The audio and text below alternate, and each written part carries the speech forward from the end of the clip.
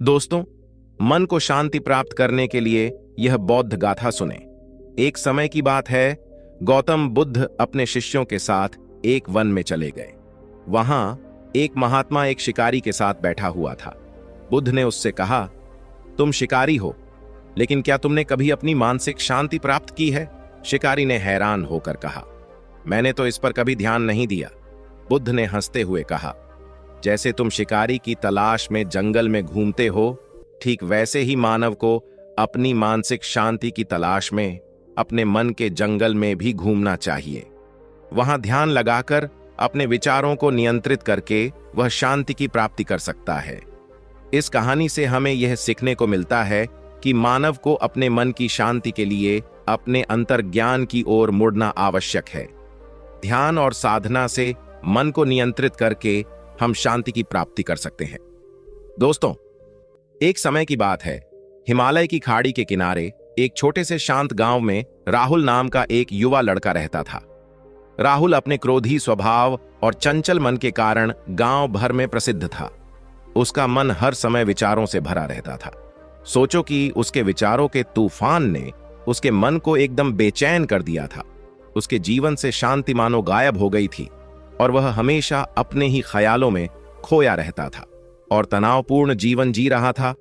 उनके अशांत मन और क्रोध के कारण उनके अपने परिवार के सदस्यों और गांव वालों से भी संबंध अच्छे नहीं थे, जिससे वह और भी अधिक अकेला और अपमानित महसूस करने लगा। वह और भी अधिक मानसिक तनाव की स्थिति में चला जाता है। एक समय की बात है, राहुल अपने गांव की गलियों में घूम रहा था। तभी उनकी मुलाकात एक बौद्ध भिक्षु से हुई जो एक पेड़ की छाया के नीचे ध्यान में बैठे थे। बौद्ध भिक्षु के चेहरे से निर्मल शांति की आभा झलक रही थी। इस असीम शांति में राहुल बौद्ध भिक्षु की ओर आकर्षित हुआ।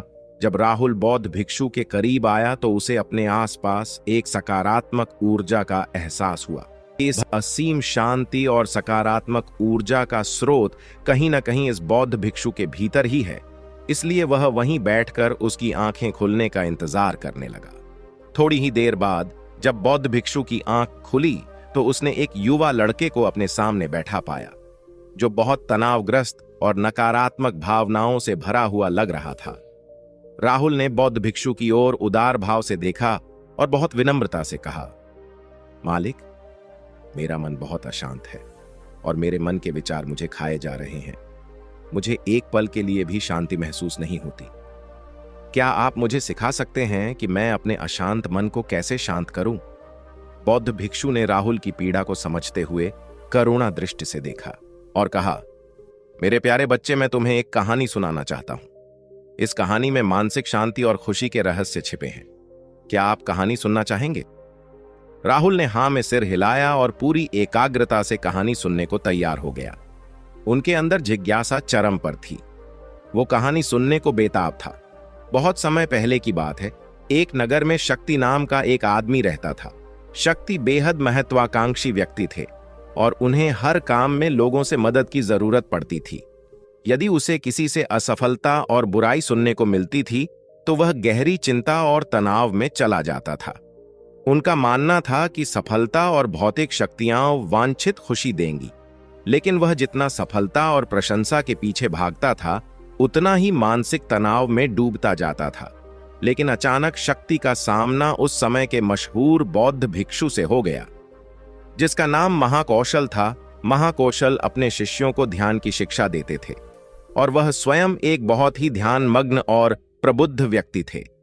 महाकौशल की अद्भुत एकाग्रता से प्रभावित शक्ति ने उनसे अपने भटकते मन को शांत करने का उपाय जानना चाहा। शक्ति ने कहा कि महंत मैं हमेशा सफलता के पीछे भागता हूं और लगातार अधिक हासिल करने की कोशिश करता हूं, फिर भी मुझे कोई क्षणिक संतुष्टि या आत्मसंतुष्टि नहीं मिलती। इस निरंतर बेचैनी के बीच मैं शांति कैसे पा सकता हूं?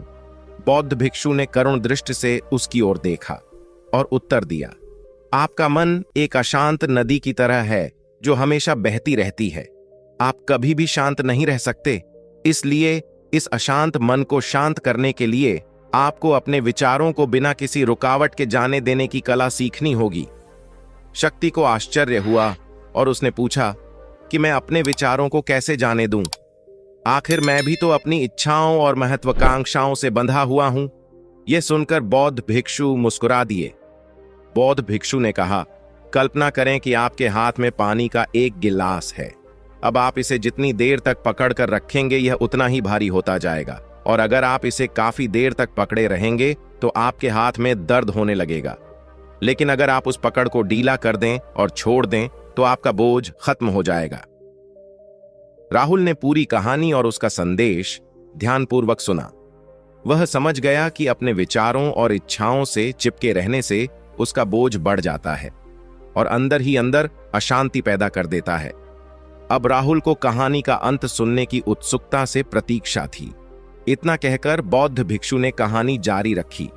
एक बौद्ध भिक्षु की बात मानकर शक्ति ने विचारों को त्यागने का अभ्यास शुरू कर दिया। वह बिना किसी पूर्व निर्णय के अपने विचारों और भावनाओं को आते और जाते देखता था। अब उसने विचारों को पकड़ना बंद कर दिया था। विचार उठते थे और अपने आप चले जाते थे। धीरे धीरे उसे यह एहसास होने लगा कि उसकी इच्छा और भावना ही सभी दुखों का कारण है। जैसे जैसे शक्ति ध्यान में गहरे उतरते गए, उन्होंने पाया कि वर्तमान में जीना ही आंतरिक शांति का एकमात्र स्रोत है। वह खुद को वर्तमान में स्थापित करके अपने मन की निरंतर बकवास से छुटकारा पा सकता था। धीरे धीरे शक्ति का मन एक शांत झील की तरह हो गया जो बाहरी दुनिया को अपने अंदर प्रतिबिंबित करती है। उन्होंने जीवन की सादगी में संतोष को अधिक महत्व दिया और भौतिक संपत्ति के प्रति अपना लगाव छोड़ दिया। जैसे ही शक्ति में ऐसे बदलाव की खबर लोगों के बीच फैली, दूर दूर से लोग मार्गदर्शन लेने आने लगे। लोगों को विचारों को मुक्त करने की कला सिखाना और उन्हें अपने भीतर शांति खोजने के लिए मार्गदर्शन करना, वह लोगों के बीच शांति और ज्ञान का प्रतीक बन गया। शक्ति और साधु की कहानी समाप्त कर महाकौशल बौद्ध भिक्षु कुछ देर के लिए चुप हो गए ताकि इस कहानी का अर्थ राहुल के मन में अच्छी तरह बैठ जाए। राहुल ने बौद्ध भिक्षु की ओर देखा तो उनकी आंखों में अब एक नई समझ दिखाई दे रही थी। राहुल ने धीरे से कहा कि मुझे इस कहानी में ज्ञान दिखता है, लेकिन मैं इसे अपने जीवन में कैसे लागू करूं? मैं अपने अशांत मन को कैसे शांत कर सकता हूं? राहुल के इस सवाल पर बौद्ध भिक्षु गर्मजोशी से मुस्कुराते हैं और फिर कहा कि अशांत मन को शांत करने का अभ्यास आत्म जागरूकता से शुरू होता है। अपने भीतर उठने वाले विचारों का निरीक्षण करने के लिए प्रतिदिन कुछ समय निकालें। उन भावनाओं पर ध्यान दें जो आपके मन में आती हैं और देखें कि वे कैसे आती हैं और आकाश में गुजरते बादलों की तरह चले जाए। राहुल ने आंखें बंद कर लीं और बौद्ध भिक्षु के कहे अनुसार अपने विचारों का अवलोकन करने लगे। जैसे ही उसने अपने भीतर उठने वाले विचारों पर ध्यान देना शुरू किया, उसे इसका एहसास हुआ। उसे अपने अंदर चिंता और इच्छाओं की एक निरंतर धारा बहती हुई महसूस हुई। सिर्फ एक एहसास ने ही उसे एक अद्भुत शांति का एहसास कराया। उन्हें यह भी एहसास हुआ कि यह सभी विचारों और भावनाओं से अलग है। बौद्ध भिक्षु ने आगे कहा कि जैसे शक्ति ने खुद को सभी मोह माया से अलग कर लिया था, वैसे ही अपने मन को अशांतकारी विचारों और भावनाओं से मुक्त करने का अभ्यास विकसित करो। बिना किसी पूर्वाग्रह के विचार को वैसे ही स्वीकार करें जैसे वह आता है और फिर धीरे धीरे उन्हें जाने दें और अपना ध्यान वर्तमान क्षण पर केंद्रित करें। लेकिन राहुल ने टोकते हुए कहा कि अगर विचार और भावनाएं इतनी मजबूत हैं तो क्या होगा? बौद्ध भिक्षु ने कहा, यह बना रहता है और मन को छोड़ने से इनकार करता है।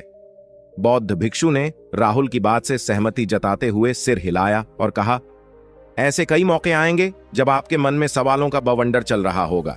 जब आपका दिमाग आपकी बात ही नहीं सुनेगा तो ऐसे में आपको अपनी सांसों की ताकत पर विश्वास करना होगा। एक बार फिर भिक्षु ने राहुल से कहा, अपनी आंखें बंद करो और अपनी सांसों पर ध्यान केंद्रित करने के लिए अपने पेट को ऊपर उठता हुआ और मथता हुआ महसूस करें। बौद्ध भिक्षु ने बताया कि जब भी आपका मन अशांत हो तो तुरंत अपनी सांसों पर लौट आएं। सांस की वाद्य गति आपको तुरंत वर्तमान के चरणों में वापस खींच लेगी और आपको शांति का अनुभव कराएंगी। एक बौद्ध भिक्षु के निर्देशानुसार आने और जाने वाली सांसों पर ध्यान केंद्रित करने का प्रयास किरे। इस छोटे से व्यायाम से उन्हें मानसिक शांति का अनुभव हुआ। उसे याद आया कि उसकी सांसें हमेशा उसके साथ थीं, जो उसे वर्तमान क्षण की याद दिलाती थी। आराम और शांति लाती है। राहुल के इस विकास को देखकर बौद्ध भिक्षु मंद मंद मुस्कुराए और बोले, मेरे प्रिय, बेचैन मन को शांत करना एक ऐसा अभ्यास है जिसमें बहुत प्रयास और दृढ़ इच्छा शक्ति की आवश्यकता होती है, क्योंकि लगातार व्यायाम से मांसपेशियां मजबूत होती हैं। उसी तरह नियमित अभ्यास से मन भी शांत होता है। स्वीकृति में सिर हिलाते हुए इस बौद्ध भिक्षु को धन्यवाद देते हुए उन्होंने वादा किया कि आज से वह अपने अशांत मन को शांत कर सकेंगे और अपनी गैर शक्तियों को मुक्त कर सकेंगे। बौद्ध भिक्षु ने राहुल के कंधे पर हाथ रखकर कहा, मुझे आपकी क्षमता पर बहुत भरोसा है और आपको जल्द ही आंतरिक शांति मिलेगी। लेकिन याद रखें कि यह आसान नहीं होगा, लेकिन अगर आप दृढ़ इच्छा शक्ति और खुले दिल से प्रयास करेंगे तो आप निश्चित रूप से वह शांति पा लेंगे जो आपके अंदर है। उस दिन से राहुल अपने अशांत मन को शांत करने का प्रयास करने लगा और हर दिन ध्यान करने के लिए एक अलग समय निर्धारित किया। उसने अपने मन में उठने वाले विचारों को बिना किसी रोक टोक के जाने दिया और अपनी सांसों के जरिए खुद को वर्तमान में बनाए रखने की कोशिश की। समय के साथ अभ्यास करते हुए राहुल को अपने अंदर शांति का अनुभव हुआ। जैसे जैसे समय बीतता गया, राहुल को ज्ञान और शांति का स्रोत कहा जाने लगा। ग्रामीण अपने अशांत मन को शांत करने के लिए राहुल के पास आने लगे। बौद्ध भिक्षुओं के शिक्षक दूसरों की मदद करते समय आत्म जागरूकता की शक्ति साझा करते हैं। बौद्ध भिक्षु आंतरिक शांति पाने की शिक्षा देते हैं। इसके साथ ही उन्होंने अपनी सांसों पर ध्यान देने और अपने विचारों को मुक्त करने की कला भी सिखाई। ऐसे निवासियों का विकास हुआ और उन्हें मन की अमूल्य शांति मिली।